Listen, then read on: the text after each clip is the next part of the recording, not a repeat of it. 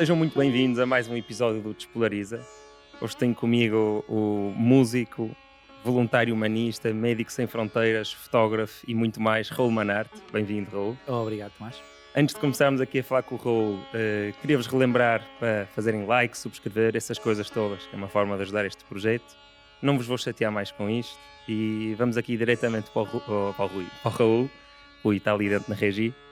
E, e perguntar-te um bocado sobre a tua infância, de onde é que tu és, onde é que tu nasceste e como é que chegaste a ser esta pessoa que és hoje. Porto, Porto, Porto. Uhum. Como é que cheguei a ser. Parecia o hino do Porto, agora até. Como cheguei a ser a pessoa que sou hoje? Fui, Teus Jesus. pais são virados para o voluntariado ou para esse tipo de coisa? Agora não, mas eu tenho assim a ideia, muito rapidamente, que de antes sim. Ou seja, eram mais envolvidos, se calhar não tanto no voluntariado, se bem que sim, o meu pai era da Juventude Operária Católica, acho que é assim que se diz, tanto ali na Igreja do Marquês, tinha uma parte ativa assim na comunidade, na altura em que a comunidade era mesmo comunidade, que ele está sempre a contar aquelas histórias, que aquilo era uma zona de sapateiros e toda a gente dava a porrada uns com os outros, mas toda a gente se conhecia uns aos outros, coisa que já não temos tanto agora, acho eu. E a minha mãe, isto é uma vergonha, mas eu não sei, mas acho que sim também, mas não sei. É normal, não sabemos tudo sobre os nossos pais, não é?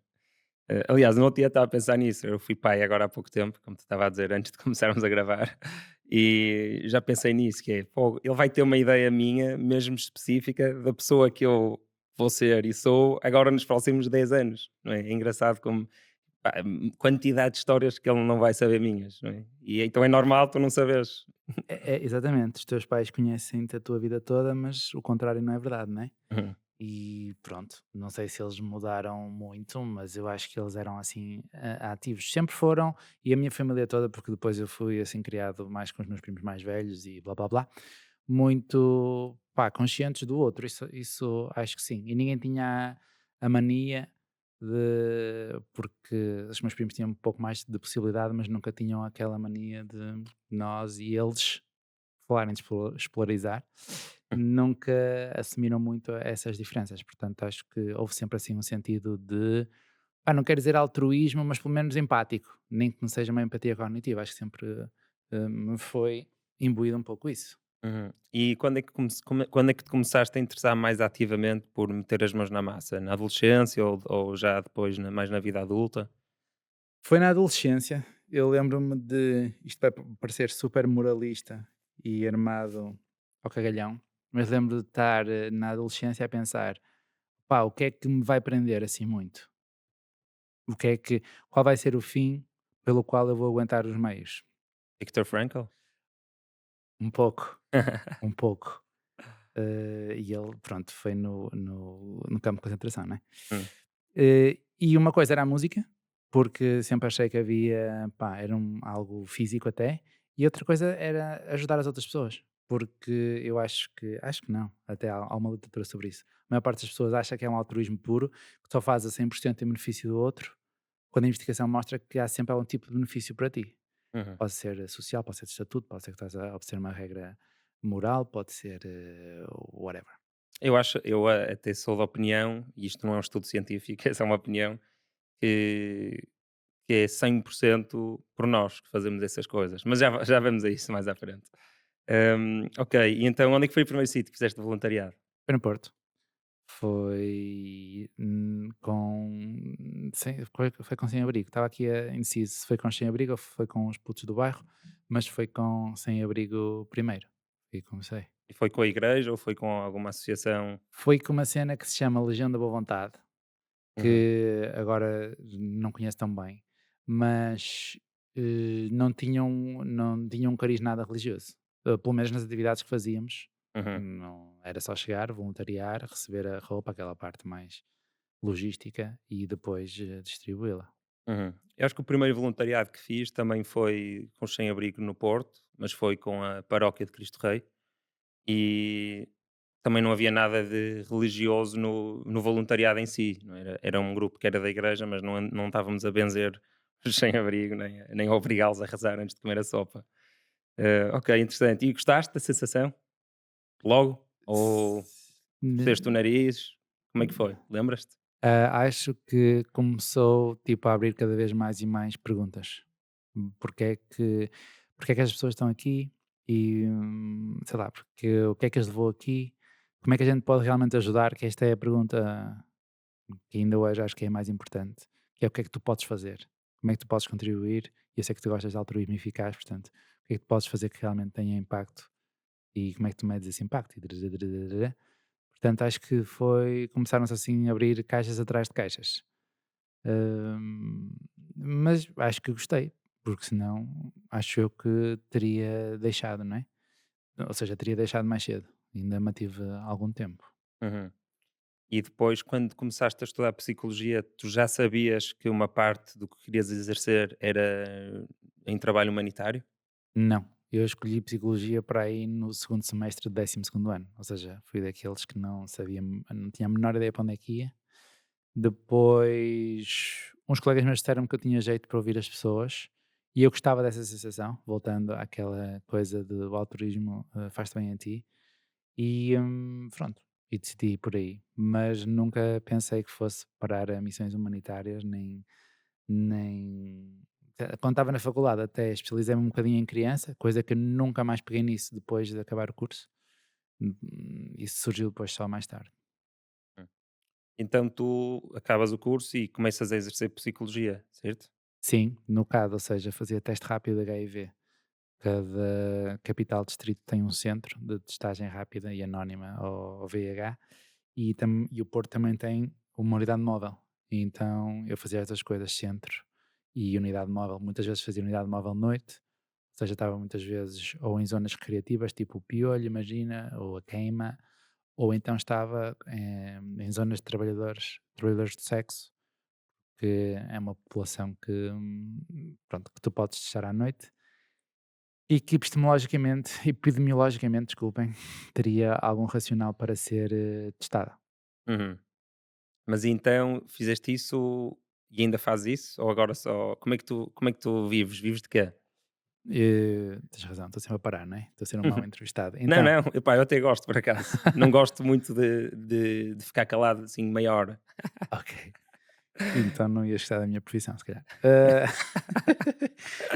Estive no CAD 10 anos, depois, em paralelo, comecei as missões humanitárias internacionais e depois do CAD, em 2017, passei para os cuidados de saúde primária, ou seja, estou num centro de saúde e que ainda estou agora, e também há 2 anos, acho eu, comecei a fazer privado. Portanto, eu pago as contas com centro de saúde, privado, música, claro que também faço profissionalmente, mas não vejo como, voltando à cena que estavas a falar há pouco do teu programa, ver dar a pica e Uhum, não vejo como um income para pagar as contas e faz as missões. uhum.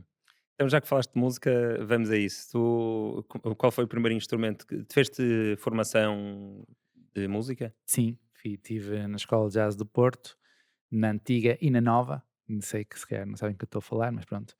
Tive a primeira coisa que comecei em guitarra, Uhum, mas depois adicionei bateria, ou seja, fiz formação jazz em guitarra e em bateria na escola antiga e depois na nova fiz um curso profissional de bateria jazz. E antes de entrar para a faculdade, melhor, no mesmo ano em que entrei para a faculdade, nós começamos os Bidon, que é uma banda de percussão e humor em material, em lixo, basicamente. é Hum, muito fixe, vejam, é tipo Stomp. Se calhar tu não gostas disto, mas fez-me lembrar um bocado de não tem Stomp. mal, que eu tenho uma resposta já rápida para isso, que é tipo Stomp, mas melhor. Pau, Pau pau. pega lá. Por acaso não, é tipo Stomp mais estúpido, pronto. Uhum, E, ainda mantemos, já também tocamos bastante lá fora, blá blá blá blá blá. E depois de Bidon também tive outras bandas, outros projetos para os quais compunha e agora tenho uma cena a solo, também em paralelo. e as tuas músicas a solo tipicamente são inspiradas nas tuas viagens? Não? Eu percebo porque dizes isso, porque das que estão lançadas, 2 ou três são sobre isso. Mas se vires o portfólio, digamos assim, não, é uma minoria.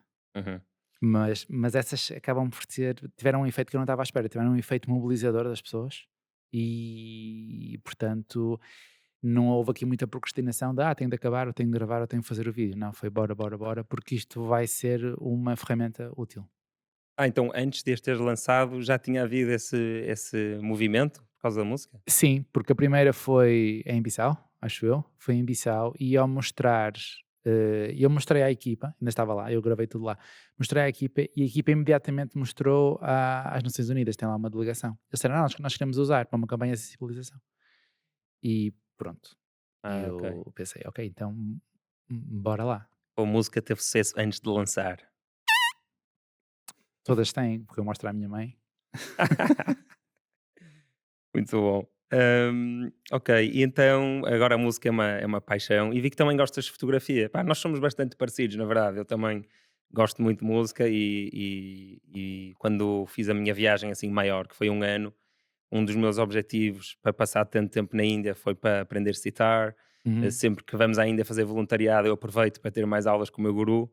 E a outra grande companhia que eu tinha era de fotografar e filmar. uhum. Por isso, pá, noutra vida, e se calhar ainda nesta, podíamos ter sido melhores amigos ou namorados. E então tu começaste a fotografar porque tinhas alguém, houve alguém que te ensinou ou foi assim uma coisa muito automática? Foi alguém me disse que eu tinha jeito com o telemóvel e antes de ir para Bissau, comprei uma câmara. E depois isso foi tudo junto. Essa música, o videoclipe foi feito com a câmara. E também em Bissau, a MSF, pediu-me para tirar fotos oficiais para o projeto, portanto, tudo confluiu ali. A música Hum, foi criada, o vídeo também foi, e as fotos também, e eu pensei: "Ok, então, se calhar, também dá para usar como uma ferramenta." uhum. E os Médicos Sem Fronteiras pagam sempre aos médicos e aos psicólogos? Nunca há missões sem remuneração? Não, não, não, E pagam bem? pagam, É 1000. público? Podes dizer? Eu pensei: "Será que posso ser?" Mas acho que posso ser. Tenho os primeiros 12 meses pagam-te 1000 paus, ou seja, acho que é 1000 ou 1100, não sei. É um indemnity, é uma espécie de, não sei como é que se diz indemnity em português, mas pronto, é isso que recebes. Depois de teres 12 meses de casa, eles acertam em relação à tua experiência profissional anterior, como qualquer empresa faria. Se fores mais experiente ou tens mais bagagem, então pronto. E Mas depois desculpa, 12 meses de voluntariado seguido? não é voluntariado, como recebes, Desculpa, 12 meses de não precisa ser trabalho em seguido, em campo? não Ah, precisa ser ok. seguido. Então inscreves-te, vais na primeira missão e começam a contar os 12 meses. Exatamente. Inscreves-te, quer dizer, candidatas-te, aquilo é um Sim, sim, processo de sim. recruta, fazes testes, testes de línguas, testes técnicos, fazes trabalho em equipa, pronto, uma série de cenas. Então se estiveres lá um mês, depois recebes mais 11 cá em Portugal? Não, só recebes quando estás no terreno, certo? Ah, ok, então já percebi. Até prefazeres os 12 meses, recebes aquilo e depois há uma escala salarial. Ok, ok. E então vamos avançar aqui para, já que estamos a falar de Amigos Sem Fronteiras, vamos a passar para aqui para uma das partes centrais deste programa, que é pessoas a atacar ideias que normalmente defendem. E eu inicialmente ia-te pedir para atacar, entre aspas, o voluntariado e as coisas humanitárias, mas o Raul já tem vários vídeos no Instagram dele a fazer isto e falo muito bem. Então, para tornar as coisas um bocadinho mais difíceis, vou-te desafiar a criticares o melhor que puderes os Médicos Sem Fronteiras. Vamos lá. Por acaso, quando o facto de fazer essa questão põe-me a pensar que é, o difícil é tu criticares uma identidade com a qual tenhas pá, um poder de identidade muito forte. Ou seja, se tu dizes que és portista, ok? Uhum, Mas de 0 a 100, se tu fores 99, é difícil atacares essa identidade. uhum, E eu acho, estava a pensar, porque tu perguntaste isso e eu tenho pensado até, e eu não tenho nenhum. Estava a falar o termo técnico, porque esta intensidade, é isto, a intensidade de identificação, eu não tenho muito alta, acho eu, com quase nada. Se tu atacares os psicólogos, ou hum. se atacares os trabalhadores humanitários, ou os Aos músicos, ou. brancos. Sim, mas aí tendencialmente até é mais comum ser baixo, acho eu. Enquanto que Hum, nas minorias tem tendência a ser mais alto. uhum, É claro que não estamos a falar dos arianos, aquele pessoal de extrema-direita, não sei o que, aqui, lá está, é um exemplo de intensidade muito elevada. E eu não tenho, acho eu, não me estou a lembrar de nenhuma que seja muito alta, portanto, para mim é fácil. Falas de Médicos Sem Fronteiras, para mim também é fácil, por isso vamos lá. hum. Em primeiro lugar, Há um nível sistémico, organizacional e individual, ou seja, vou começar pelo individual, como em qualquer sítio, em qualquer contexto, podes chegar numa equipa que é uma merda, podes ter uma pessoa que pá, é arrogante ou não é um team player, etc. A nível organizacional, acho que é mau em todo este nosso campo que nós temos, há uma certa assimetria entre a equipa local e a equipa internacional. Por exemplo, se evacuações médicas, só há para a equipa internacional, não há para a equipa local. Ou a diferença salarial. Ou, embora haja justificação para a diferença salarial, porque isto é, lá está, é um ecossistema muito complicado, porque se tu pagares a uma pessoa local muito mais do que os outros locais recebem, é logo uma enorme fonte de tensão entre um médico que está com MSF e outro médico na mesma enfermaria que não está. Uhum. Hum, sei lá, nós fazemos emergência e agora já estou a passar para o sistémico. E trabalho humanitário de emergência, não avalio o impacto, por exemplo, que sinceramente acho que ninguém avalia o impacto no trabalho humanitário, mas pronto. Ou seja, tu não tens bem noção do que é que tu foste mexer. Tu sabes quantas vidas salvaste, quantas pessoas curaste, quantas vacinas deste, quantas pessoas atendeste, mas não sabes uma coisa que é comum a todo o trabalho internacional de humanitário, ou até voluntariado, não sabes que imagem é que estás a reforçar das pessoas que estás a ajudar. Será que percebes? Estás a É um reforçar. externa uma espécie de externality de Sim, tipo um custo meio escondido que poderá haver ali que não está a ser medido. sim. Quando tu vais fazer voluntariado para a Índia, até que ponto é que estás a passar a ideia aqui que eles são os coitadinhos e que Uhum. precisam de nós? Nunca ninguém mede isso. Ou quando tens muita gente a ir, imagina, para o ciclone de Moçambique, quando eu estive, crias ali uma inflação falsa na economia, Uhum. porque os estrangeiros estão a comprar muita, sei lá, água, imagina. Pronto, isso não é avaliado. Mais, o equilíbrio, Médicos Sem Fronteiras consegue estar em 72 horas em qualquer ponto do planeta, ou 48, mas para fazer um press release às vezes é complicado, porque também é um equilíbrio difícil. Porque se tu vais pôr a boca no trombone em relação, sei lá, uma coisa qualquer, deixa-me pensar, em relação ao governo grego e a forma como trata os migrantes nos campos de refugiados, se calhar levas um chute no cu e sais do campo. Portanto, as pessoas vão morrer por causa de teres posto a boca no trombone. Mas se não puseres a boca no trombone, também estás a perpetuar aquela situação. E a MSF ainda tem de pá, evoluir um pouco. Até parece que eu tenho as respostas, não tenho respostas nenhumas, só sei que isso é difícil e que acho que no mundo humanitário podemos ser todos muito melhores no advocacy, que é essa parte. É. Opá, montes Boa. delas, não sei se já chega. Já, fogo, Já, foi, já foi muito bom. Espero que não sejas despedido. Então, olha, agora já podemos passar para o lado negro do trabalho humanitário, como tu dizes. podemos. Espera aí, falaste em ser despedido e eu pensei, também posso dizer duas coisas boas ou três, já agora? Ah, sim, sim. Claro que sim. Acho que estão em todo lado, ou seja, não precisam de câmaras para ir para lá. Na Ucrânia está lá toda a gente porque há muitas câmaras, mas na República Centro-Africana não há câmaras nenhumas e a MSF está lá na mesma. Uhum. Ou no Congo, ou em Myanmar. Acho que isso é muito, muito fixe. Pronto. Sim, olha, ainda bem que me lembraste que normalmente eu dou a oportunidade depois aos convidados de fazerem o que normalmente fazem, que é defender a ideia que normalmente defendem, e agora tínhamos esquecido, por isso fizeste bem em lembrar-me. Hum, Já sei o que eu queria perguntar. Como falaste de uma inflação ou de um grande aumento na procura de algumas coisas quando está a haver trabalho Uhum. humanitário, há outra coisa que tu falas que é às vezes falta de continuidade, como por exemplo, chegas a um sítio e vais operar cataratas ali e vais salvar, não é, os olhos de muitas pessoas.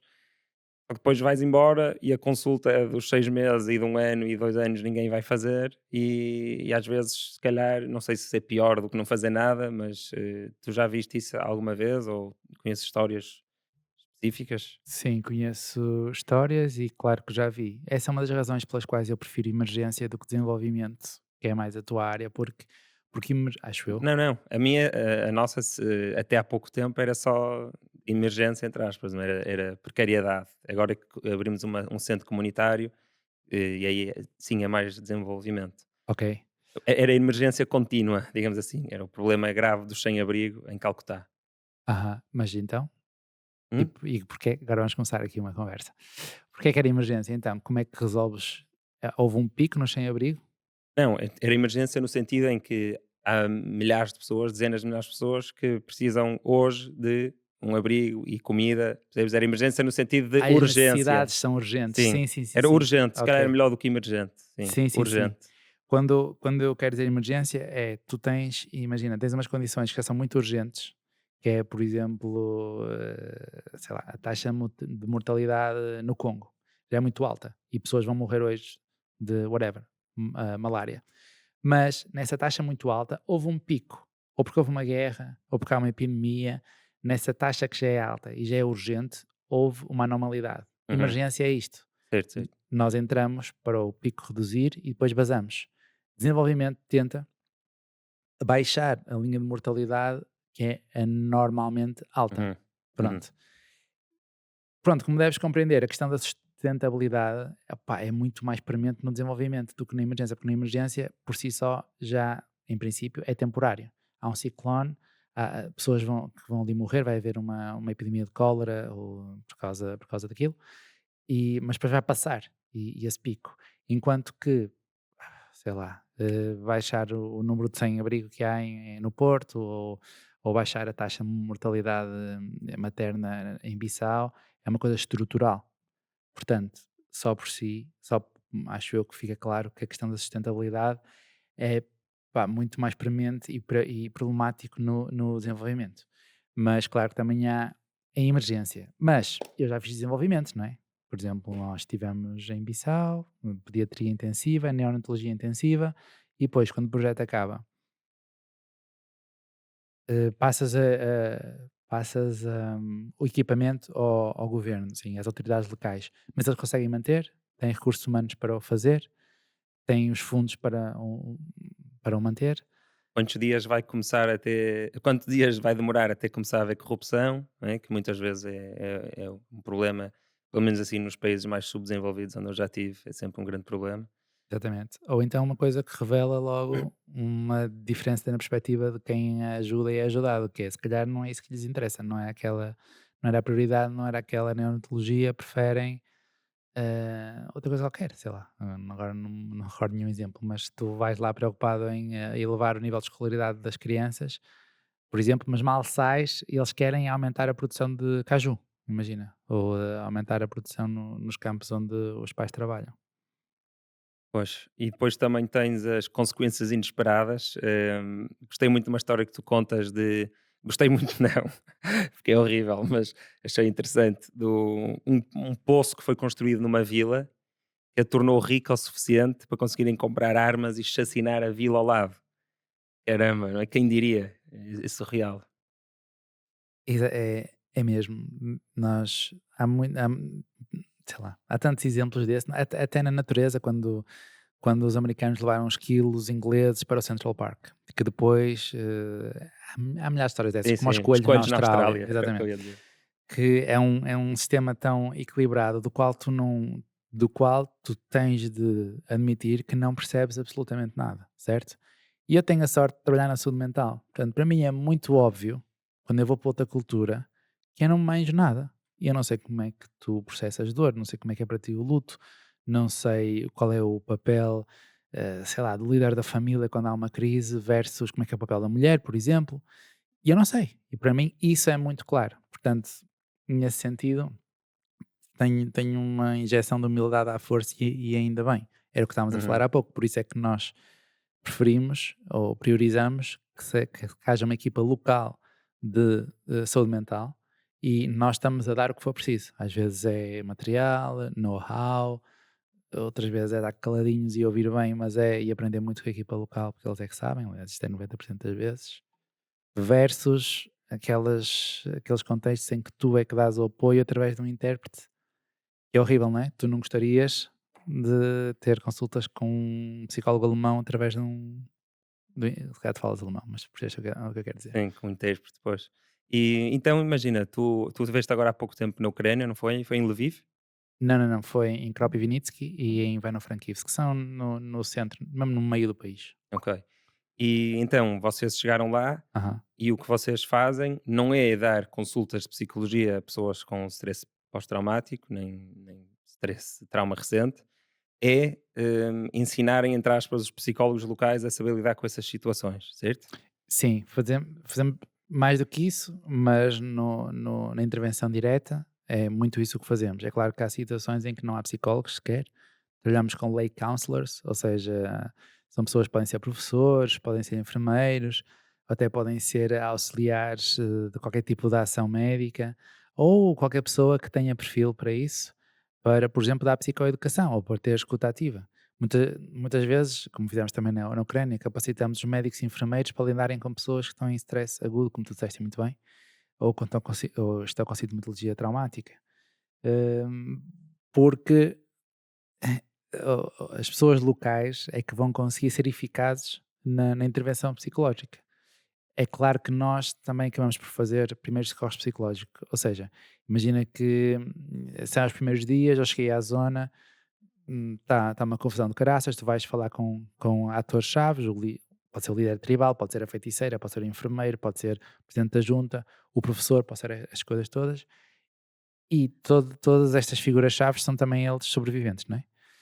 Portanto, muitas vezes, começam a falar contigo e começam a desabafar contigo e ou têm um ataque de pânico ou dissociam, e é claro que tu aí também intervens, mas o grosso da intervenção vai ser através da minha equipa, Uhum. porque eles é que sabem.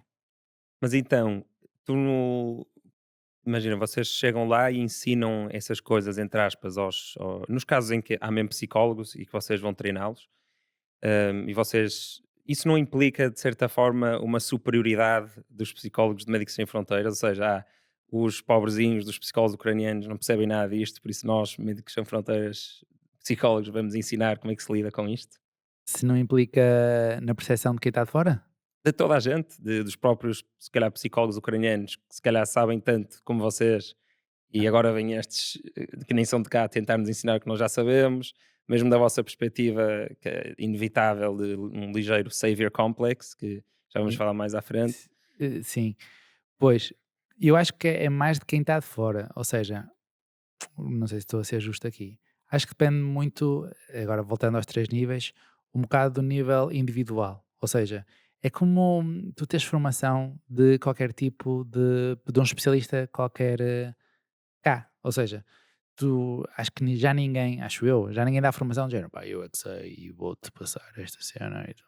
Não, há uma troca. Uhum, E na minha profissão, mais uma vez, se calhar é uma visão só minha, mas ainda mais ela existe, porque, como eu te disse, eu não faço a menor ideia daquele filtro cultural, das identificações sociais que existem e até linguístico, de como é que percebem a doença mental, até que ponto é o estigma. Eu não faço a menor ideia, enquanto que o meu colega médico, certo? Nesse sentido, tem menos filtros à frente dele, ainda tem bastantes sociais, mas tem menos, porque um braço partido é um braço partido, uma facada é uma facada, uhum, uma ferida de bala é uma ferida de bala. Portanto, acho muito difícil a alguém chegar com essa atitude de eu é que sei e toma lá. O que acontece na realidade é que imagina, nós falamos com uma, duas, três, quatro, 10, 15 pessoas, certo? E tu tentas ser útil para a tua equipa local, é isso. Há pessoas que a única coisa que precisam é perceber mais ou menos como é que a organização funciona, aquelas coisas mais burocráticas e até onde é que vamos, e nananã, assim como há pessoal que não é desta área. Olha, por exemplo, Pedrógão, 2017, uhum. certo? Crise e catástrofe. Foram montes de psicólogos portugueses para o terreno que não faziam a menor ideia do que haviam fazer. Muitos foram lá meter água porque não estão habituados a crise e catástrofe, como está o INEM, como está a PSP, que foram as pessoas que até foram dar formação. É um pouco isso, há um pouco essa troca de experiência quando é preciso. Quando não é preciso, são mais os trâmites organizacionais. Portanto, resumindo, na Ucrânia, por exemplo, que é um bom exemplo porque tinha um pouco de tudo. Tinha psicólogos que vinham do leste, do Donbass, mega prós em emergência e catástrofe, certo? Em que a única coisa que eu fui útil foi a dar recursos que era preciso, desenvolvemos alguns materiais, eles ficam muito mais móveis e mais abrangentes porque têm veículos à disposição, pronto, fizemos contactos, etc. Assim como tinha pessoas que eram mais clínicas e não estavam tão habituados à componente comunitária e emergencista, e aí sim houve um pouco de, pá, eu usei formação, mas não nunca do pega lá, brará, brará. Pronto, posto isto, White Savior Complex, claro, obviamente. Aqui era de white para white. Exato. White on white violence. Mas esta superioridade, ou este complexo de Salvador, pronto, tirando aqui a cor, há inevitavelmente nestes contextos, mesmo que não haja em mim. Por isso é que eu estou sempre a falar dos diferentes níveis, o individual, organizacional e sistémico. Porque eu até posso não ter nada disso, entendes? Mas o sistema onde eu estou imbuído está a promover essa ideia. Uhum, Pronto. pois. Eh, Não acho que tenha, acho que não tem mal nenhum de dizer que dás formação quando dás formação. E gostei muito da tua resposta, porque realmente pode haver centenas de psicólogos muito competentes, mas que não têm qualquer tipo de experiência com estas situações, e vocês, sendo uma espécie de task force perfeitamente treinada para dar formação e orientação nisso, vão lá fazer um ótimo trabalho. E realmente, se os locais que forem mais craques que vocês, olha, vou-te buscar um café, não é? Ajudar da maneira que der para ajudar. sim, porque a questão não é só ser craque, não há só a experiência profissional, também há é cultura, pá, é como qualquer empresa. Tu podes ser, vou usar um exemplo super, não, vou usar futebol, pronto. Podes ser um craque de futebol, certo? Mas quando vais para o clube tens treinos na mesma, Uhum, né? E adaptas-te à estratégia do clube e brará, brará, brará, e só assim é que consegues fazer um bom trabalho. Aqui é igual, mas lá está, é como em Portugal, se houver uma emergência, e já aconteceu, olha, aconteceu em Espanha com o Covid, MSF tinha equipas de saúde mental no terreno e aqui em Portugal também, nos lares, quando foi o Covid. E não faltam psicólogos cá, mas lá está. uhum, Se calhar nem todos têm experiência em emergência. Não só, porque emergência não é só, é muito comunitário, não é só o cara a cara, não é só eu tratar dos seus sintomas, é eu ativar a comunidade, porque pá, 90 e tal por cento das pessoas não precisam de um psicólogo. Precisa é de rotinas, e envolver-se com a comunidade, saber onde é que estão os serviços, se eu não encontro os meus familiares, onde é que eu vou, se eu preciso de água, onde é que eu vou, se eu preciso de abrigo, onde é que eu vou, precisa de segurança, precisa de abrigo, precisa de comida, precisa de ter alguém com quem falar, mas não necessariamente um profissional de saúde mental, ok? Aliás, a intervenção em emergência e catástrofe é uma pirâmide. A base da pirâmide, a grande base, são necessidades básicas. Segurança, comida, brará, brará. E depois a seguir está a ativação comunitária, as pessoas terem desportos juntos, cantarem juntas, falarem uns com os outros, e para isto não é preciso um psicólogo, mas a nossa equipa faz isto também. Tenta empurrar, digamos assim, a comunidade a fazer isto, por exemplo, dizendo que isto é essencial, pondo anúncios na rádio, etc. uhum. Estarem atentos uns aos outros. Exatamente. Pois, eu tenho um irmão psiquiatra e, pá, e também adoro psicologia. Aliás, acho que quase todos os verões nos últimos 5 anos pensei: será que começo a ter o curso de psicologia? Já sou um bocado velho, não sei se quero exercer, mas adoro. E adoro psiquiatria também, assim, vou aprendendo pelo meu irmão. E uma vez, se calhar as pessoas que nos estão a ouvir são mais atentas e cultas do que eu, mas uma vez eu vi uma tabela que o meu irmão partilhou comigo de medicina preventiva de saúde mental. E realmente nós falamos muito pouco disso, não é? Falamos muito mais de medicina preventiva para a medicina física, digamos assim, não é? Fazer desporto, comer bem, evitar estar muitas horas ao telemóvel antes de dormir, isso tudo. Mas parece que se fala muito menos de medicina mental, de medicina de saúde mental preventiva, não é? E comunidade eu acho que é uma grande prevenção, sentimento de pertença e de comunidade. Sem dúvida. O inverso dessa moeda é a solidão. Os indicadores de solidão são melhores preditores de mortalidade do que diabetes ou do que a ativação física. A solidão mata. Uhum, E só para, acho que isto retrata bem a importância dos laços nós fomos feitos para a interação. Nós somos, ao contrário de precociais, não sei, ou seja, quando nascemos somos completamente indefesos e completamente dependentes. Uma das razões pelas quais a nossa espécie é, da espécie dos símios, a segunda que tem maiores comportamentos altruístas, porque estamos programados para ler o outro e depender do outro e somos aloparentais. Somos das espécies em que uma criança é criada por mais cuidadores, uhum, como aquele provérbio africano. E isso é preditor de altruísmo e, consequentemente, é preditor de bem-estar. Ou seja, eh, o teres boas redes é essencial. Aliás, mesmo em psicoterapia individual, começas a chegar à conclusão que um dos fatores essenciais para a psicoterapia ser eficaz é porque tu, de alguma forma, consegues ter impacto nas redes da pessoa. Ou a pessoa está mais aberta à ligação, ou falo sem tantas defesas, ou é mais proativa na busca das ligações, porque, e para mim isso faz todo o sentido, porque depois se fores para o terreno numa crise e catástrofe, é isso que interessa. É o facto de teres alguém com quem falar, teres o teu grupo, ou Desporto deve ajudar muito, não? desporto ajuda imenso, imensa, imensa coisa. Pelo menos a atividade física ajuda imenso. Não só para níveis de humor, para descer os níveis de ansiedade, para promover o sentimento de agência, mas também, mas também ajuda especificamente em sintomatologia traumática. Porque até pessoas como a Peter Levine, por exemplo, e outra, assim, um ramo de especialistas em trauma, que acha que o trauma, no fundo, é um potencial de ação que não executaram. Ou seja, se tu, ele dá este exemplo, se tu disparares um tranquilizante para um rinoceronte que vai correr, e ele apaga, mas depois quando acorda, continua a correr um bocado. E só depois é que acalma. E é a interpretação deles para não haver trauma em animais selvagens, nunca ficam traumatizados, porque qualquer impulso de ação é realizado. Ou seja, se tiverem de agredir, agridem, se tiverem de fugir, fogem. E os seres humanos, sei que estás aí a pensar onde é que eu vou chegar com isto, sei lá bem. Os seres humanos, se tu tiveres se tu fores violado, tiveres um acidente de carro, whatever, quando passa o stress agudo, ainda, ou até durante o stress agudo, às vezes apetece gritar ou bater. É muito comum quando tu vês isto muito em crise de catástrofe. Pessoas que querem bater, querem gritar, Uhum, e só o ser humano é que inibe essa resposta. Ou uhum, por vergonha, ou porque assusta-te perderes o controle. uhum. E há quem diga que isso é preditor de sintomatologia traumática. Ou seja, se não te permites a ti passar-te, então as probabilidades de desenvolverem sintomatologia traumática são mais elevadas. Engraçado, eu digo isso um bocado sobre a polarização. Costumo dizer que, por exemplo, o futebol é um ótimo escape de sentimento tribal e de polarização, se for bem feito, não é? Não, se fores uma daquelas pessoas que vai para os estádios bater nos outros, não, mas para a maior parte das pessoas eu acredito que o futebol é uma coisa que evita que elas sejam polarizadas noutras coisas mais importantes que existem na vida delas, ou seja, é mesmo importante nós termos um escape, e acho o death metal e o heavy metal esse tipo de música, pá, aquilo tem um papel mesmo importante na vida de muita gente, exatamente nesse sentido.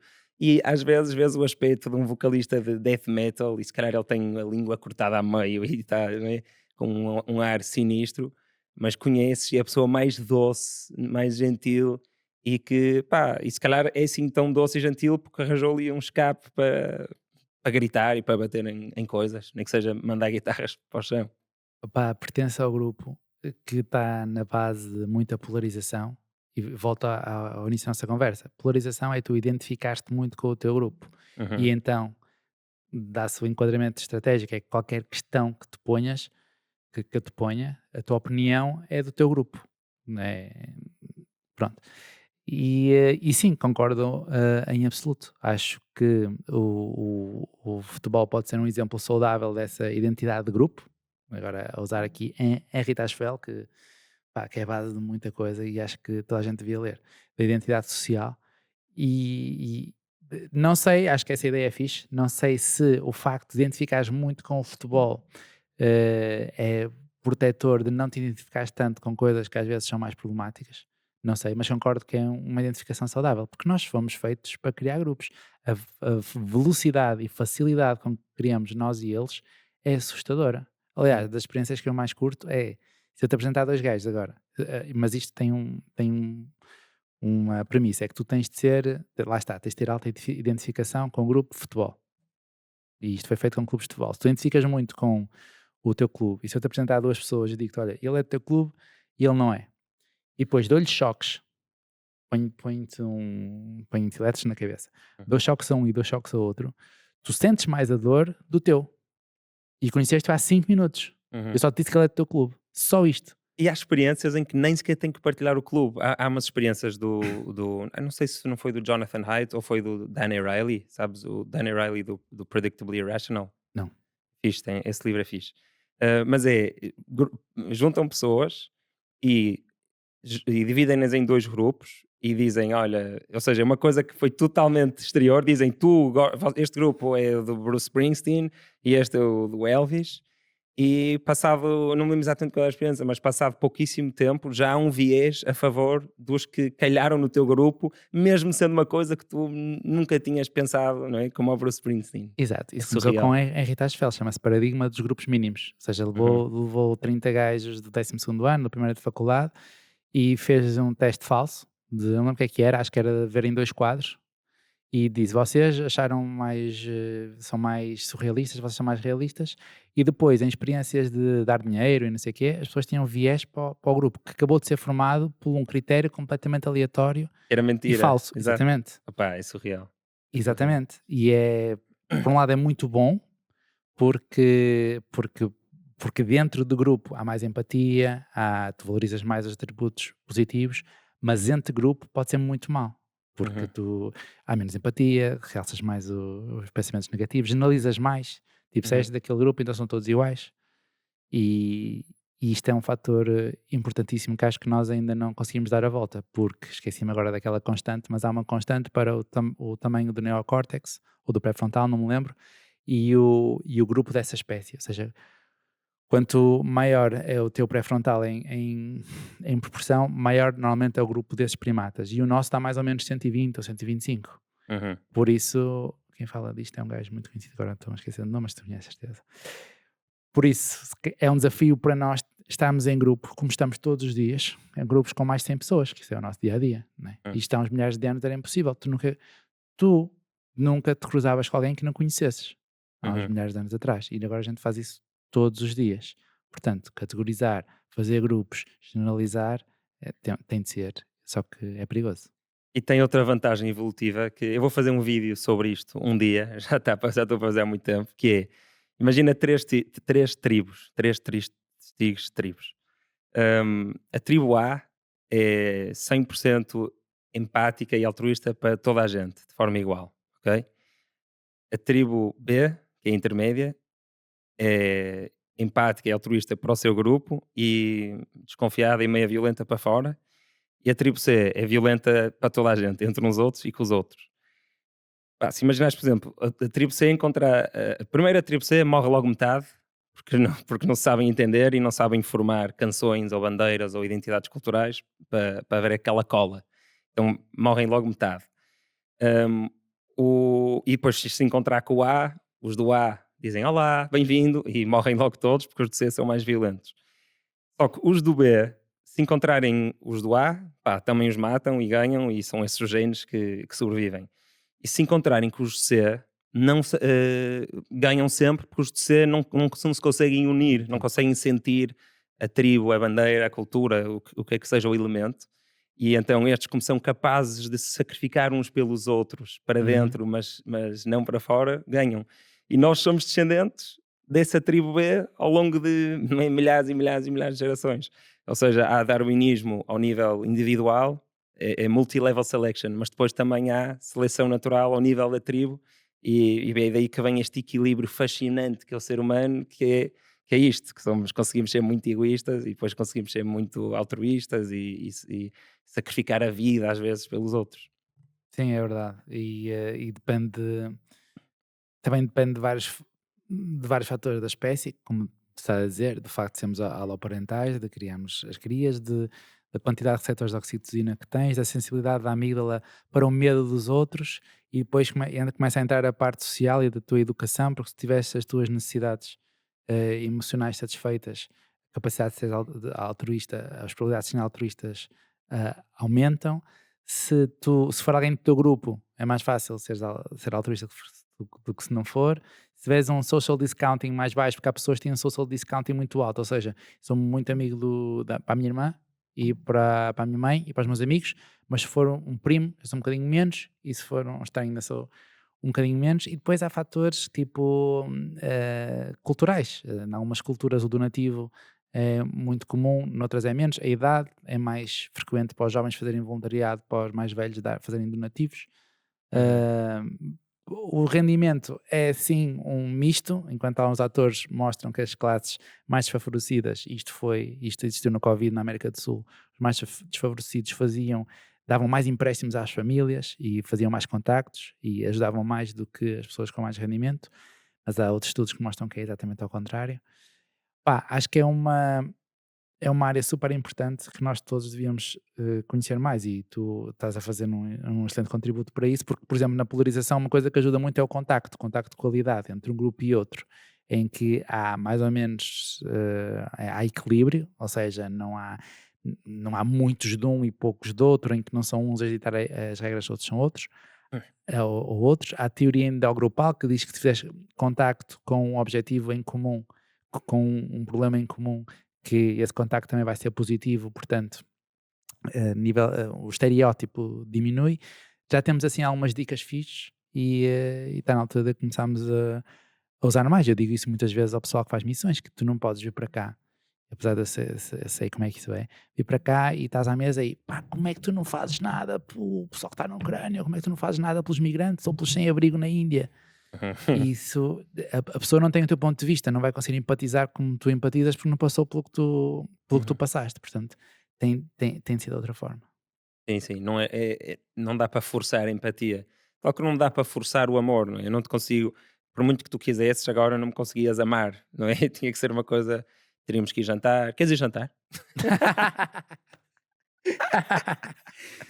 Mas sabes que uma coisa fixe é que a empatia emocional tu quase nem precisas de forçar. É Mas aí, pois, ok, aí eu já percebi, está mais perto da pena, um bocadinho, não é? Que é mais um instinto. não sei. O que eu digo emocional é que é sentir um bocadinho que tu sentes, ok? Uhum, Tipo, se eu te vir triste, eu sentir-me um bocadinho triste. Se te vir entusiasmado, sentir-me um bocadinho mais up. A cognitiva é pôr-me no teu lugar. Ou se quiseres pensar em psicopatas. Psicopatas têm empatia cognitiva, conseguem pôr-te no teu lugar, perceber o que é que vais fazer a seguir, como é que estás a ler a situação. ah, não tem a empatia emocional. Não tem empatia emocional. Ah, ok. Ah, Tem. então eu sei que os psicopatas não tinham nenhuma, nem tipo, não tinham um viés qualquer cognitivo permanente que nem sequer a parte cognitiva funcionava. Se calhar alguns, mas Mas se fosse assim, não manipulavam. pois, nem eram, pois, eles realmente Olha, se há és uns muito inteligentes, um ainda por exemplo, cima. um exemplo oposto de empatia, alguém sem empatia cognitiva é um autista, extremo. Não É se muito consegue pôr no teu. permeável às tuas emoções, Não, não, sem cognitiva, ou seja, não se consegue pôr no teu lugar. mas consegue sentir muito o que eu estou a sentir. Pode ser, sim, às vezes é Ah, muito, exatamente, às vezes é muito permeável à parte emocional, se estiveres uhum, muito ativado, também fica muito ativado, mas cognitivamente não tem, isto é a chamada teoria da mente, não tem teoria da mente, ou seja, não consegue ter o teu ponto de vista, uhum, mas um psicopata consegue perfeitamente, por isso é que pois. qualquer manipulador consegue, não é? Só assim é que consegue manipular, só assim é que te consegues convencer o Rui a estar aqui, porque sabes que ele tem, Por mas acaso foi o Rui que se ofereceu. Des adorei tu a explicar. desta vez não manipulei, mas todos nós manipulamos quando, não é?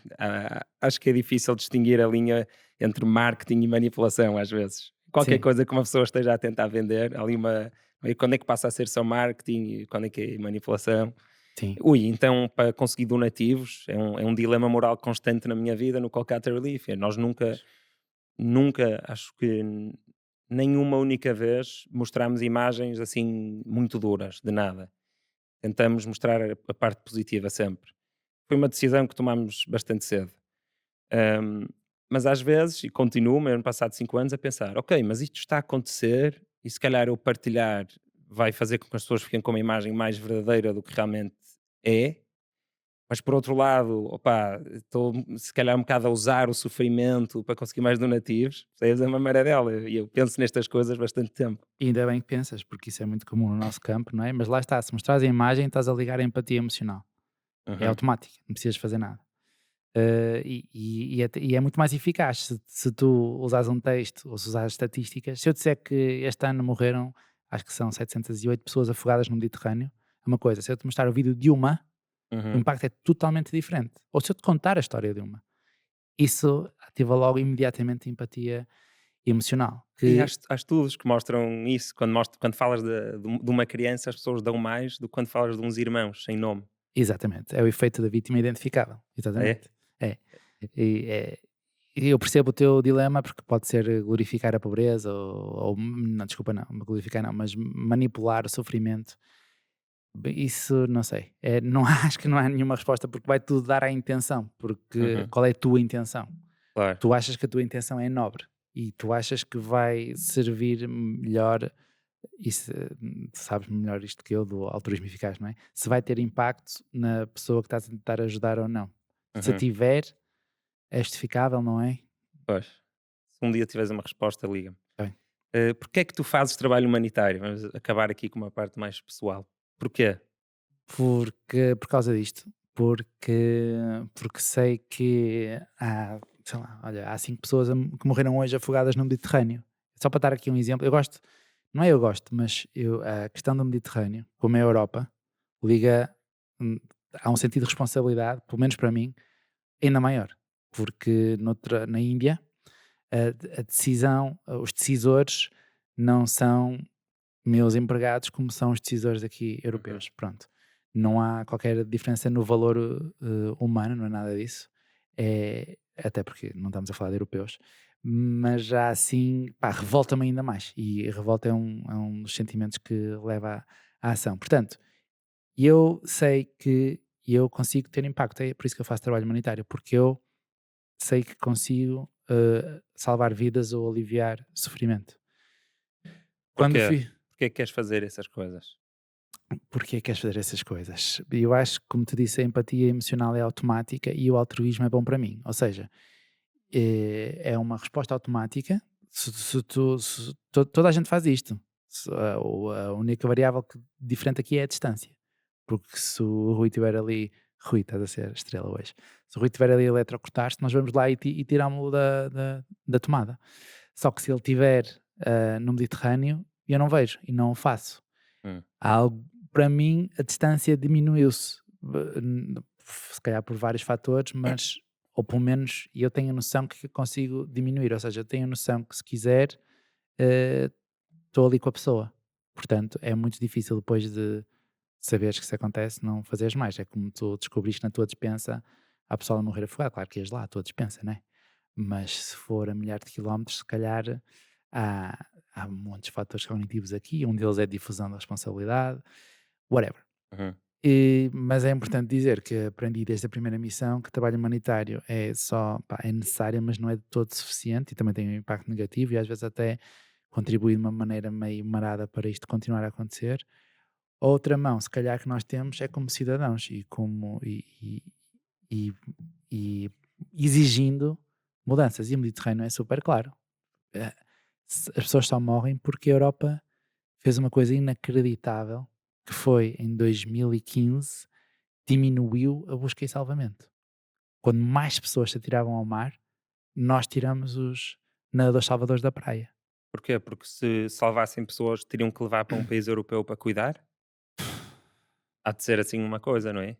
Uma coisa Provavelmente desse sim. género. Da Operação Mare Nostrum passamos para a Operação Triton e podem ver menos barcos, menos área de busca e salvamento. E aliás, a Europa está com processo, a União Europeia está com processo no ICC, no International Criminal Court, precisamente por causa disto. Porque até tinha relatórios da Frontex a dizer que milhares de pessoas iam morrer por causa desta.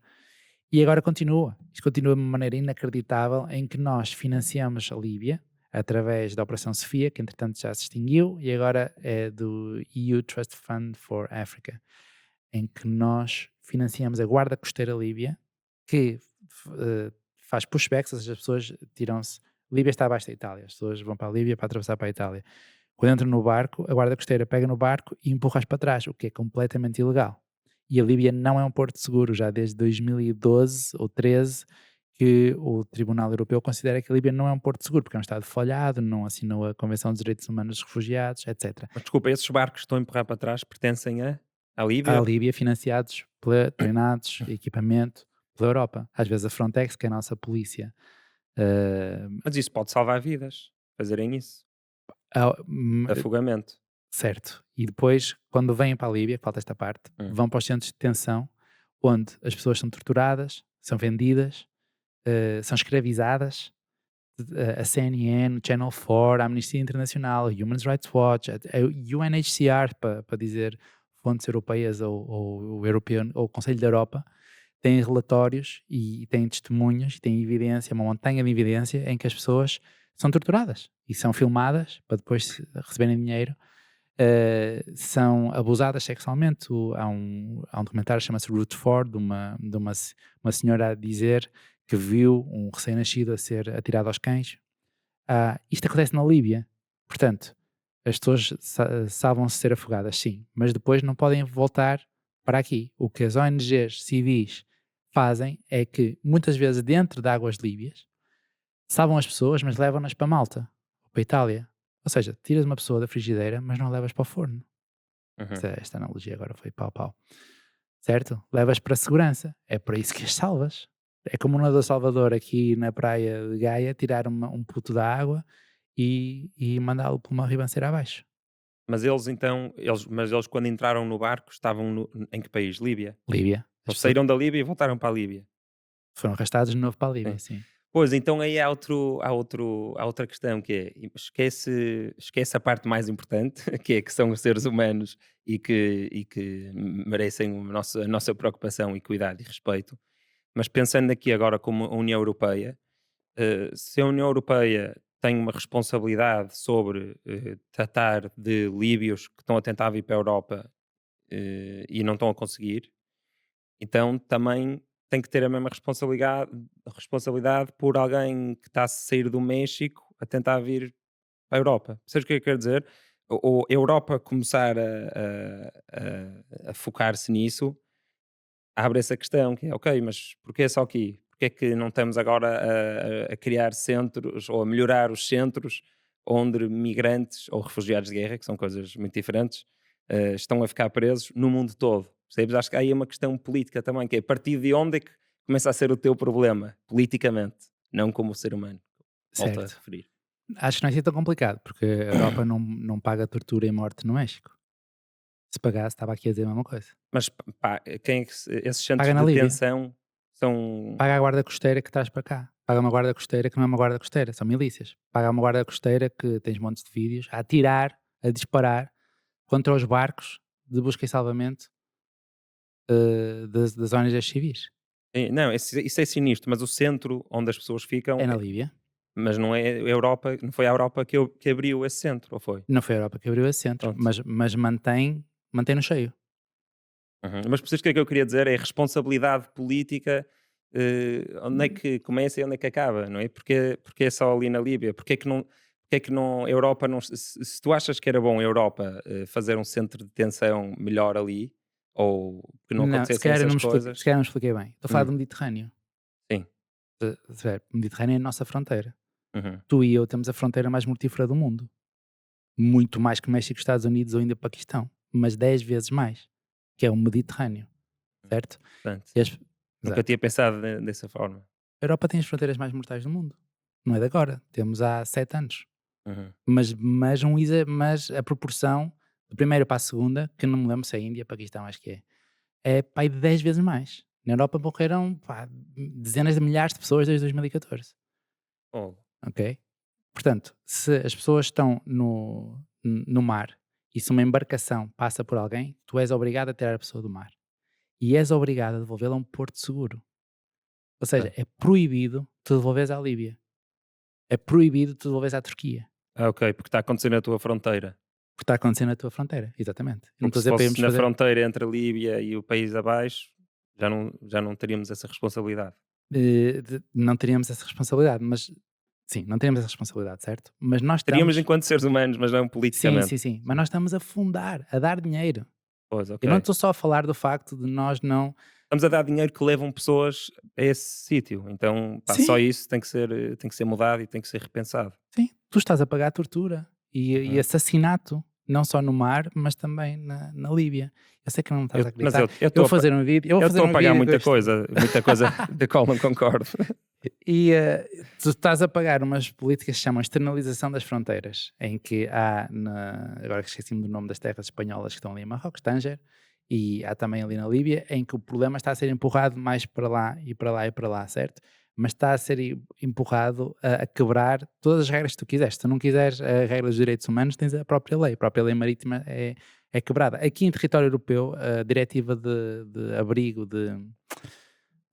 diretiva de recepção dos requerentes de asilo, para não usar a palavra refugiado, mas uma pessoa que vem para cá e diz eu quero asilo, tem de esperar em X condições, não é como nos campos onde eu trabalhei, onde as mulheres são violadas à noite, usam fraldas para não ir à casa de banho, onde os putos são esfaqueados, isto, né, pronto. E, e só que pronto, gostava de passar esta mensagem, que nós já tivemos muito mais busca e salvamento e quando mais pessoas se atiraram ao mar nós decidimos tirar. Uhum. Mas distraímos um bocado. Eu estava-te a perguntar porque é que tu fazes Desculpem. isto e queria chegar um bocado àquilo que introduzimos brevemente antes, que foi esta dança, se quiseres, entre as palavras altruísmo e egoísmo. Eu digo as palavras porque, como alguém que também já passou algum tempo a pensar porque é que eu faço as coisas que faço a nível humanitário, hum, a conclusão é que chega é que as palavras são, em geral, uma coisa muito fraca para comunicar, são o melhor que temos. E estar a distinguir altruísmo de egoísmo dessa forma, se calhar é útil para uma conversa neste mundo que é de palavras, mas a realidade que está a acontecer no teu sistema nervoso, não é? O teu cérebro e ao longo de todo o teu corpo, é muito diferente. Não há nenhuma ação puramente altruísta. Para já eu não acredito que tenhas livre-arbítrio, mas isso é outra conversa. Despolariza.pt tem lá um artigo só sobre isto de porque é que eu não acredito no livre-arbítrio. Mas eu acho que lá está, é preciso despolarizar essa ideia, porque eu vejo o altruísmo e o egoísmo um bocado como o yin-yang, que é um só existe na presença do outro e estão a rodar, é uma dança. E há gestos que eu faço que são, se calhar, aos olhos dos outros, 100% altruístas, e se calhar esse eu fiz porque eu é que estava a precisar de um boost de serotonina naquele dia, e se calhar há outros, como imagina mostrar, se eu agora mostrar uma criança a sofrer no sem-abrigo, se calhar aí as pessoas vão achar, "Ih, fogo, está a fazer uma coisa errada", mas se calhar nesse momento específico eu até estava a ser o mais altruísta e consciente possível. E um amigo meu, Tiago Diniz, um abraço Tiago, uma vez disse uma coisa que eu fiquei mesmo a pensar que foi: quem faz trabalho humanitário de forma totalmente egoísta são as únicas pessoas que o estão a fazer bem. Porquê? Porque se tu estiveres a fazer isso por outra pessoa, que não sejas tu, hum, não estarás a fazê-lo nem numa manifestação mais verdadeira de quem tu és, nem com a intenção pura. Pá, então não estou a explicar tão bem como ele explicou, mas basicamente o que ele queria dizer com isto, que à primeira vista parece chocante, não é? Que o único altruísta bom é aquele que é verdadeiramente egoísta, é que se calhar o melhor voluntário ou o melhor trabalhador humanitário é precisamente aquele que não tem ilusões sobre porque é que está a fazer as coisas, estás a ver? Tipo, eu estou a fazer isto não é para impressionar aquela rapariga, não é para impressionar as pessoas da minha sociedade, ou é um bocadinho, eu estou a fazer isto, pá, porque eu quero fazer isto, é por mim.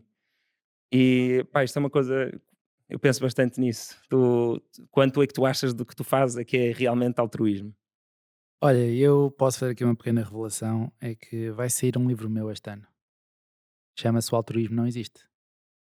Vamos. E está feito, já tem editora. E no fundo é precisamente isso. Não só eu concordo contigo, como há muita literatura que concorda contigo, é que é um contínuo. Há aqui uma falsa dicotomia. E não, isso não existe. Apesar de, e este é outro dado importante nos estudos, a maior parte das pessoas acredita que é altruísmo puro. Mas no fundo não, porque tu estás sempre a lucrar alguma coisa, nem que seja espiritualmente, estás a cumprir uma norma social. Ou às vezes é um instinto tão forte, tipo um instinto maternal, que nem é altruísmo nem é egoísmo, é só um instinto de proteção. Mas quando é executado, tu sentes prazer. Ah, ok. A nível neuroquímico, nada Sim, ok. Sim, sem dúvida. há sempre uma recompensa. Portanto, e concordo completamente contigo, são palavras que não sei até que ponto são úteis, esta dicotomia. E, e a perspectiva, a opinião que tem em relação ao que o Tiago disse, é que lá está, não acho que as palavras sejam úteis. Eu acho que, como tudo, um bom trabalhador humanitário é aquilo que é eficaz, percebes? E que às vezes tem a ver com, ou para começar ao contrário, muitas vezes não tem nada a ver com a tua motivação. Tu Uhum. podes estar impecável, sabes tudo sobre o White Savior, sabes que respeitas muito os outros, não vais lá dar aquela cena de drararara, já estás alerta para os vínculos emocionais que crias com as crianças, porque vão ser desfeitos, e às vezes elas não sabem, ou eles não sabem, e tu já sabes, está tudo impecável. Mas estás com uma organização que, pá, não é eficaz. Pois, Hum, o altruísmo eficaz fala muito disso, dizem muito isso de há um site que é 80,000hours.org, que é mais ou menos 80.000 horas é o tempo que tem uma carreira típica, e eles ajudam as pessoas a perceber que tipo de carreira podem ter para ter um impacto positivo no mundo. E muitas vezes não, mas uma parte significativa das vezes, o resultado é, pá, vai ser rico. Não faças voluntariado e dá 10% do que tu ganhas. Porque se o que realmente interessa é o impacto e tu tiveres as características perfeitas para ser o próximo Zuckerberg a nível financeiro, tu a nível de personalidade és mais fixe, hum, pá, então a maior impacto positivo que se calhar tu podes ter no mundo é fazer 0 segundos de trabalho humanitário, mas desde o primeiro dia saberes, olha, eu vou dar 10% de tudo o que eu ganho ao longo da minha vida. No entanto, eu hoje em dia, se calhar é porque estou a passar uma fase, mas hoje em dia já não consigo ver assim com tanta frieza isso do que interessa o impacto, porque acho que mudei a minha maneira de ver o mundo e aquilo que melhora o mundo, e cada vez mais sinto e acredito que a mudança do mundo acontece de dentro para fora, e então acho que esta busca por um mundo melhor, acho que acontece quando cada um de nós está a manifestar-se da forma mais pura. Isto, o que quero dizer com isto é, está a ocupar o seu tempo com o que gosta de fazer e com uma coisa com significado e de forma consciente. Então, para mim, uma pessoa ir fazer voluntariado, pois, se calhar vai fazer voluntariado e vai ter impacto, mas não está aí com a intenção certa. Ok, é fixe, vai ter impacto, mas idealmente não seria essa pessoa aí, não é? Idealmente todos iriam eh, com essa congruência de ser. Hoje vão morrer 5 pessoas afogadas no Mediterrâneo, não é? O que quer que salve estas 5 vidas, para mim é o que importa. Uhum, Não me interessa as tuas intenções, não me interessa se é trabalho humanitário ou porque estás um mês todo a ligar ao teu eurodeputado sem sair daqui, ou organizares uma campanha de ativismo online que resultou, como nós contribuímos para trazer 500 miúdos do campo de refugiados de Moria. Isso é o que me interessa, uhum. entendes? Quase como se alguém for ou, sei lá, operar a tua esposa ou operar a tua mãe, tu não me interessa se o médico é mega puro e quer é que ela fique bem. Percebes? Que esteja a fazer isto por ela, saiba o nome dela, isso não me interessa. O que interessa é que ele Probabilidade de salva. sobreviver à operação. Sim, Hum, porque, pá, isso é muito claro em crise e catástrofe, que é, é uma coisa que nós nunca somos confrontados aqui, que é o direito à vida, entendes? E quando isso está em causa, e depois vem o direito à segurança, não sei o quê, sim, a intenção é completamente secundária, mas eu estava a falar mais num mundo ideal, não é? As pessoas que estariam a fazer isso, estariam a fazê-lo também da forma certa e com um nível de consciência, de que estava a falar. Hum, Há pessoas que dizem que quanto menos gostamos de nós mesmos, mais vontade e necessidade temos de salvar o mundo. O que é que tu achas sobre isto? Achas que pode ser um bocadinho eh, sentirmos pequeninos, dar-nos vontade de salvar o mundo? eh, estás a falar com um psicoterapeuta, não é? Uhum, Por isso, sim, é verdade que algumas pessoas têm, e vou usar aqui, podia usar muitos modelos, mas vou usar a terapia dos esquemas. Há pessoas que têm um esquema de defeito ou de privação emocional. Imagina, tu cresceste com a sensação que há algo errado em ti, ou porque eras sempre desvalorizado pelos teus pais ou pelo teu cuidador, ou porque, sei lá, houve bullying muito significativo, ou então privação emocional. Os pais eram negligentes, não atendiam às tuas. Pronto. Então muitas vezes desenvolve-se em compensação um esquema de autossacrifício, em que tu pões os outros à tua frente, porque aí houve conexão. Puseste o bem da tua mãe à tua frente e ela é isso que queria, porque era uma mãe deprimida, por exemplo, acontece muitas vezes, uma mãe deprimida que nem precisa fazer nada, mas basta chorar e a criança fica do pá, não a vou sobrecarregar, não a quero pôr-lhe mais carga. E Então ganham o hábito de criar relação na ajuda ao pai que está ou à mãe que está deprimida. sim, esse esquema de Ok. autossacrifício, olha, há uma prevalência elevada em profissionais de saúde. Portanto, sim, isso pode acontecer, mas nem sempre. Estou, como eu te Não disse, estava a falar de altruísmo é bom para ti, ti. Raul. Sim, porque eu nem quero salvar o mundo, não sei, eu quero. Eu sei que nós estamos sempre a dizer isto na formação aos voluntários do primeiro ano, dizer vocês não vão salvar o mundo, não sei o quê. E eu não vou muito por aí, porque até acho, pá, é um ímpeto fixe. Tu não és o salvador, ou seja, tu não és salvador daquela pessoa, mas tu contribuires para mudar, pá, acho, para alguma coisa mudar, acho que isso é importante. Não tens necessariamente de fazer trabalho humanitário, é isto que eu ando a dizer vezes e vezes sem conta. Acho que é preciso mais ativismo neste momento do que trabalho humanitário para muitas das questões. Hum. Dar informação e E dar pressionar os informação às pessoas. pressionar os decisores, como é que tu vais baixar, pá, sei lá, como é que as mulheres começaram a votar? Como é que há salário mínimo? Não foi Hum, por trabalho humanitário e não será assim, com certeza também nos sítios onde fizeram a t-shirt que eu comprei, que isto é outra questão então, da congruência e de nossa escolha como consumidores, como é que tu vais fazer uma missão humanitária onde há pobreza extrema e depois não escolhes as marcas, pelo menos as marcas, com base no quanto respeitam os direitos do trabalhador. Ui, uhum. somos uns hipócritas todos. Ainda Estou a na ser muito positivo. ainda na linha da pergunta anterior, assim, um bocado perguntas, provocadoras. Hum, Querer salvar vidas, que é uma expressão que tu usas bastante, pode, em alguns casos, ser uma espécie de grito de revolta contra não estarmos confortáveis com a nossa própria morte? Querer salvar Este deitar num vidas. sofá e Quero. Querer salvar eu acho a vidas. expressão, não gosto muito da expressão salvar Não vidas, gostas? porque as vidas prolongam-se. É, tipo, nunca vais evitar que as pessoas morram. Não? Não, ela vai sempre morrer, Ah, só vai sim, sim, morrer sim, mais sim, sim. tarde. Aham. Se calhar não gosto é do verbo salvar, porque se calhar por causa de uma ligeira aversão pela cena do savior Claro, complex, claro. mas gosto mais de prolongar vida, ou prolongar, porque salvar quase que é uma cena, quase que a mim parece que estás a dizer que aquela pessoa agora ficou tudo feito para sempre e que já está no paraíso. Sim, Mas pronto, a minha pergunta era: será sim. que se querer salvar vidas pode ser uma luta contra não querer morrer? Nós não queremos morrer, então queres salvar a vida aos outros porque estás ansioso com a tua própria morte? Há literatura sobre isto, Raul. Epá, eu Temos que quase estudar. eu nunca estudei, mas com certeza que haverá pessoas que têm muito medo da morte e sobrecompensam salvar vidas. Sim, deve haver. Mas, pá, não sei, nunca li sobre isso, mas parece-me ser um instinto tão automático, sabes? Se o Rui estivesse ali a morrer, a gente ia lá impedir que isso acontecesse. Prefere assim? Uhum. Impedir mortes, Sim, há impedir morte hoje. adiar mortes. Adiar morte. Estamos aqui quase a acabar, só assim, muito rapidamente. Consideras-te uma pessoa espiritual? Não sei muito bem responder a essa questão.